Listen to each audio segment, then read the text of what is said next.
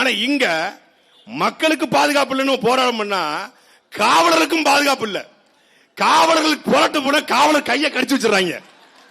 நாங்க தான் சொல்றோம், அது அணில பார்த்து பத்திரமா நீங்க கையாளணும்னு சொன்னா அது கையை கடிச்சு வச்சு. மதுபான கடை எடுத்து போராட போயிட்டு கிருஷ்ணகிரியில 4-5 அணில் குஞ்சுகள் போய் காவலரோட கையை கடிச்சு வச்சிருக்காங்க. காவலருடைய வேலை என்பது போராட்டம் பண்ணுவதா தடுப்பது, பாதுகாப்பது அவங்களுடைய வேலை.